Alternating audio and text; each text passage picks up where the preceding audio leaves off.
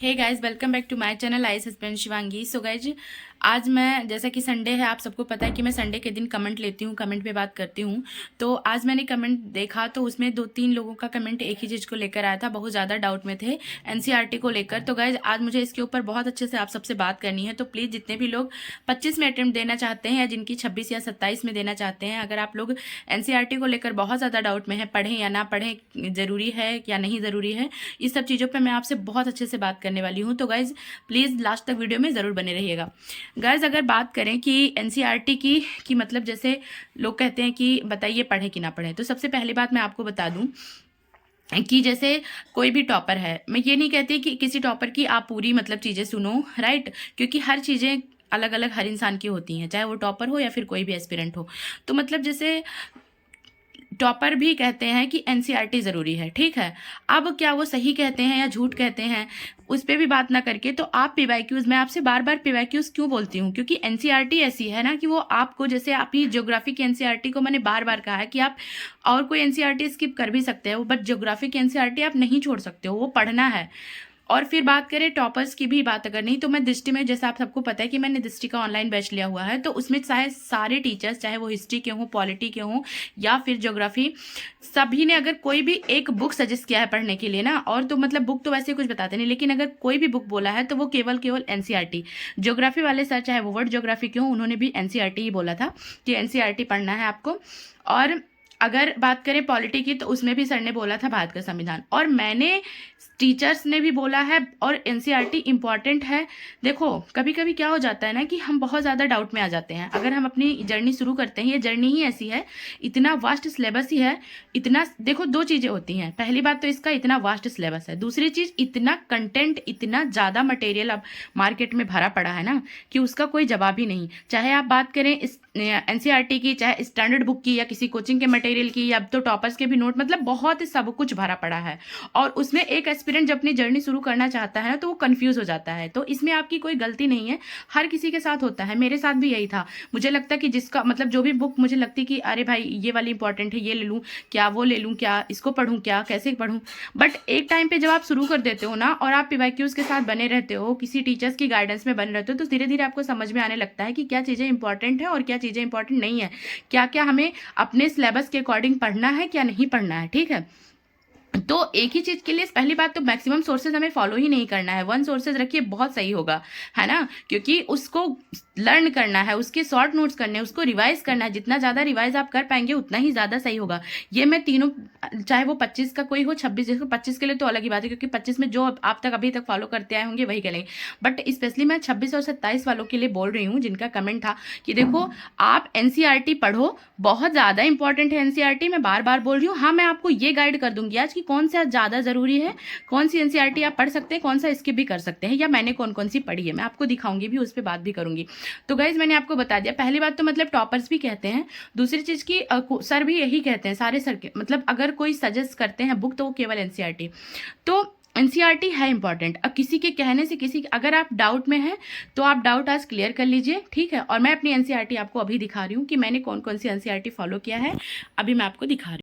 तो गाइज, अगर बात करें ना, तो प्राचीन भारत के लिए मैंने और कुछ भी नहीं पढ़ा, मेरे पास और कोई सोर्सेज नहीं है, ओनली दृष्टि की क्लासेज एंड ये रामचरण शर्मा सर की, आर एस शर्मा की, ये प्राचीन भारत, ठीक है, ये मैंने फॉलो किया है। मध्यकालीन भारत सतीश चंद्रा सर की भी मेरे पास थी, लेकिन वो मेरी बहन के पास है, क्योंकि वो भी तैयारी करी, जैसा आप सबको पता है, तो उसी के पास है। अब ये आप लोग को मैं दिखा रही हूँ, इतनी ज़्यादा पुरानी हो चुकी है ना ये बुक कि क्या ही बताऊँ मैं, ठीक है, बहुत ही ज़्यादा पुरानी हो चुकी है, इसको मैंने बहुत बारी पढ़ा। तो जैसे ये हो गया हिस्ट्री का, ये मैंने पढ़ा है, और प्राचीन भारत के लिए आर एस शर्मा एंड मध्यकालीन भारत के लिए मैंने सतीश चंद्रा पढ़ी है, वो बहन के पास। और फिर अब बात करें कि 11th मतलब पॉलिटी की, तो पॉलिटी में जैसे मैंने आपसे पहले ही बोला था कि भारत का संविधान सिद्धांत में भारत, ये बहुत ज़्यादा इंपॉर्टेंट है, मतलब बहुत ही ज़्यादा, इसको आप स्किप नहीं कर सकते हैं, ठीक है। अगर एम लक्ष्मीकांत बुक से पहले आप ये पढ़ते हो ना एनसीईआरटी, सच बताऊँ, आप देख सकते हैं कि मैंने इसको कितना अंडरलाइन कर करके, मतलब वो पेंसिल से सब कुछ करके इसको पढ़ा है, बहुत ज़्यादा इंपॉर्टेंट है ये गाइस, बहुत ज़्यादा, ठीक है। तो ये वाली बुक हो गई, ठीक है, एनसीईआरटी भारत का संविधान। और इसके साथ मैंने ये भी पढ़ा था, मतलब मैंने जब शुरू किया था तो उस टाइम पे मैंने पढ़ा था, तो 1 से 2 बार ही पढ़ा है इसको, बहुत ज़्यादा नहीं पढ़ा है, लेकिन ये बुक भी इंपॉर्टेंट है, ठीक है। 2 से 3 बार पढ़ा था, क्योंकि उसके बाद मेरी क्लासेस हो गई थी, फिर मैंने लक्ष्मीकांत को ज़्यादा टाइम दिया है। मतलब अगर मैं आपसे बताऊँ तो ये मैंने इसको बहुत बार किया है, बहुत ही ज़्यादा बार, एंड इसको तो 2 से 3 बार ही किया होगा, ठीक है। तो ये दोनों एनसीईआरटी हो गई जो मैंने फॉलो किया है फॉर पॉलिटी। अब अगर बात करते हैं ज्योग्राफी की, तो ज्योग्राफी के लिए बात करने से पहले मैं आप सबसे बता दूंगा इसकी, जैसे ज्योग्राफी में मतलब मेरा क्या था, वैसे तो 6th to 12th बोला जाता है, 6 to 12 मस्ट भी है, बट जैसे मेरे साथ क्या था कि मैंने सीटेट का एग्जाम दिया हुआ है, जैसे कि मैंने आप सबको बताया हुआ है कि मैंने डीएलएड किया, तो उस टाइम पे सीटेट की प्रिपरेशन करने के टाइम पे मैंने 6 to 8th वहीं पे कंप्लीट कर लिया था, राइट। क्योंकि वहाँ पे मतलब वो एग्जाम का सिलेबस ही होता है जो कि डिमांड करता है आपसे। तो 6th 7th 8th की मेरी एनसीईआरटी पहले ही कंप्लीट थी ज्योग्राफी की, तो मैंने यहाँ पे 6th 7th 8th का नहीं लिया है बुक, ना ही मतलब इस टाइम पे मैंने दोबारा से किया, क्योंकि उस टाइम पे मैंने बहुत दिन रात करके पढ़ा था सीटेट का जब मैं एग्जाम दे रही थी, तो इसीलिए। बाकी जो एस्पिरेंट अपनी जर्नी शुरू करना चाहता है, बहुत ही मतलब उसको मतलब बिल्कुल बेसिक से तैयारी करनी है, एकदम जीरो से शुरू करना चाहता है, तो आप 6 to 12 पढ़ सकते हैं। उसमें कोई वो नहीं है कि मैं 6 की एनसीईआरटी पढ़ूँ। अगर आपकी अंडरस्टैंडिंग बेसिक अंडरस्टैंडिंग ठीक है तो ठीक है, लेकिन अगर नहीं है ज्योग्राफी को लेकर तो आप 6 से शुरुआत करो, इसमें कोई वो नहीं है, ठीक है। तो अगर बात करें मैंने कौन कौन से उसका पढ़ा, तो मैं आपसे अभी तो गाइस जैसा कि मैंने कहा कि मैंने 6 to 8 का पहले ही कर लिया था सीटेट के टाइम पे, तो मैंने जो पढ़ा है वो 9th की क्लास की है। ये देखिए समकालीन भारत है ना, इसको किया हुआ है, और ये बहुत अच्छे से किया हुआ, आप लोग देख सकते हैं, ठीक। यहाँ पे मैं हाइलाइटर बहुत कम यूज़ करती हूँ, क्योंकि मुझे उससे बुक क्या हो जाता है, थोड़ा सा ख़राब होने लगता है, मुझे ऐसा लगता है, मैं बहुत ज़्यादा हाइलाइटर नहीं यूज़ कर पाती, तो पेंसिल वगैरह से ही मेरी आदत है, बस मतलब मैं नहीं करती हूँ। हर स्टूडेंट का अपना अलग अलग होता है। तो ये देखिए मैंने इसको बहुत अच्छे से किया हुआ है गाइज, आप यहाँ देख सकते हैं कि कैसे एक एक चीज़ें मैंने मार्क भी करा है। तो ये एनसीईआरटी 9th की हो गई, ठीक। अब बात करते हैं 10th की। यहाँ पर देख सकते हैं आप समकालीन और भारत, और ये क्लास 10th की। अब ये भी मैं दिखा दे रही हूँ,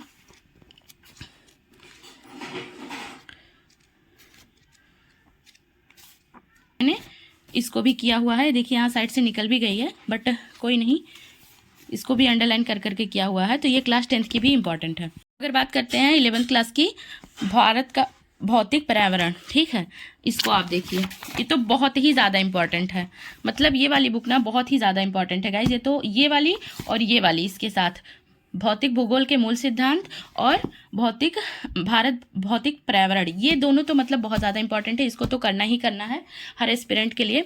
तो इसको मैं आपको दिखा दे रही हूँ कि मैंने कैसे करा हुआ है। अगर आपको फर्स्ट बार एनसीईआरटी पढ़ रहे हैं ना कोई, आप मतलब जैसे अभी बिल्कुल आप शुरू करना चाहते हैं तैयारी, या ग्रेजुएशन के साथ कर रहे हैं या फिर किसी के साथ, तो अगर आपको बिल्कुल समझ में नहीं आ रहा है गाइज, ये देखिए मैंने पेंसिल से अंडरलाइन कर करके काफ़ी अच्छे से मतलब इसको कवर किया है, तो आप किसी टीचर की हेल्प ले लो, राइट। मतलब मैंने तो मधुकर कोटवे सर से पढ़ी थी एनसीईआरटी, जब मैंने फर्स्ट बार पढ़ा था, क्योंकि सर ने बहुत अच्छे से पढ़ाया था, बहुत ही ज़्यादा अच्छे से। तो एक बार अगर आप किसी टीचर की हेल्प से कर लेते हो ना, तो आपको बेहतर चीज़ें समझ में आने लगती हैं। तो ये मैंने बहुत अच्छे से किया है, इसको भी मैं आपको दिखा दे रही हूँ, है ना, ये वाली। तो ये दोनों तो बहुत ही ज़्यादा इंपॉर्टेंट है गाइज, बहुत ज़्यादा। ये देखिए बहुत ज़्यादा इंपॉर्टेंट है ये वाली बुक। तो मैंने जैसा कि कहा ये वाली और ये वाली, ये दोनों तो करना ही है। उसके बाद बात करते हैं इसकी, तो इसमें मैंने कुछ सिलेक्टेड चैप्टर पढ़े हैं, जैसा कि सर ने बताया भी था दृष्टि के, तो मतलब इसके मैंने सारे नहीं, लेकिन कुछ सिलेक्टेड चैप्टर ही पढ़े हैं, ठीक है, जो कि इंपॉर्टेंट था। तो गाइज मैंने जितना एनसीईआरटी फॉलो करी है उतना मैंने आपको दिखा दिया है, बट जैसे बहुत लोगों का होता है कि जैसे मेरे पास टाइम नहीं था, और फिर मुझे लगा कि मतलब इतनी चीज़ें मुझे देखो हर इंसान को डिसाइड करना पड़ता है, राइट। तो ये एनसीईआरटी तो मतलब जितनी मैंने फॉलो करी है ना, मतलब बहुत ही ज़्यादा इंपॉर्टेंट थी, मुझे ऐसा लगा। और ये ऐसे ही नहीं लगा, पीवाईक्यूज़ के एनालिसिस से लगा, क्वेश्चन बिल्कुल आ रहे थे। फिर जैसे अभी आप लक्ष्मीकांत पढ़ते हो, उससे पहले अगर आप भारत का संविधान पढ़ लेते हो ना, तो बहुत सारे ऐसे वर्ड रहेंगे जो उसमें आपको नहीं समझ में आते हैं, बहुत ही ऐसे शब्द रहते हैं, तो उनको आपको अच्छे से समझ में आ जाता है, एनसीईआरटी आपकी हेल्प कर देती है। तो गाइज और बाकी बहुत लोग ऐसे भी हैं जो कि बहुत सारे सब्जेक्ट की एनसीईआरटी फॉलो करते हैं, राइट, और बहुत अच्छे से फॉलो करते हैं। जैसे अभी पॉलिटी के लिए वो सारे करते हैं 6 to 12 का, तो अपना अपना हर इंसान का होता है। बट अगर आप ये करो कि बिल्कुल स्किप कर दो एनसीईआरटी, तो बिल्कुल भी ऐसा नहीं करना है, क्योंकि वो इंपॉर्टेंट है, आप कर लीजिएगा। तो जैसे मैंने जितनी फॉलो करी, मैंने ज्योग्राफी के लिए मतलब मैंने पहले बताया कि मेरा 6 to 8 पहले ही तैयार था, बाकी मैंने इतना फॉलो किया है। अगर बात करें तो 9 to 12, और उसके बाद हाँ, ये बात है कि अगर आप फिर शुरू करना चाहते हो, अगर आपको समझ में नहीं आ रहा है, तो आप किसी टीचर की हेल्प ले लो, जिसने भी एनसीईआरटी पढ़ाया, जिसको आपको समझ में आए, राइट? ऐसे ही कि नहीं कि मतलब किसी का, जिस टीचर का भी आपको समझ में आए, उससे आप एनसीईआरटी कवर कर लो। बाकी कर सकते हैं, ज़रूरी है करना, ठीक है?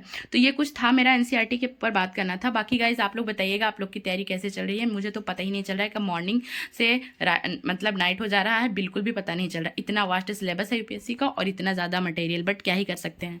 हम एस्पिरेंट की लाइफ भी एक संघर्ष की ही तरह है। तो गाइज इस तरीके से कुछ मेरी जर्नी चल रही है यूपीएससी की, और बस यही है कि बस हो रहा है क्योंकि बहुत ही ज़्यादा आप सबको पता ही होगा, जितने भी लोग एस्पिरेंट हैं 25 के लिए, कि मतलब अब बिल्कुल टाइम नहीं है, टाइम भाग रहा है हम लोग के लिए। तो तैयारी चल रही है अच्छी खासी। बाकी आप लोग हमेशा अच्छी विश करते हैं मेरे लिए, तो आप लोग भी प्रे करिएगा गाइस कि मतलब मेरी तैयारी अच्छे से चले और माता रानी मुझे सफलता दें। हर एस्पिरेंट को मेरी तरफ से ऑल द बेस्ट। अच्छे से तैयारी करो, अच्छे से तैयारी करो, चाहे वो 26 के लिए हो, 27 के लिए हो, 25 के लिए हो। जो 25 वाले हैं उन लोग के लिए तो भाई बिल्कुल लग जाओ आप लोग, सब लोग, है ना? और ठीक है गाइज, फिर इतना ही मुझे बातें करनी थी आप सबसे। फिर मिलते हैं नेक्स्ट ब्लॉग में।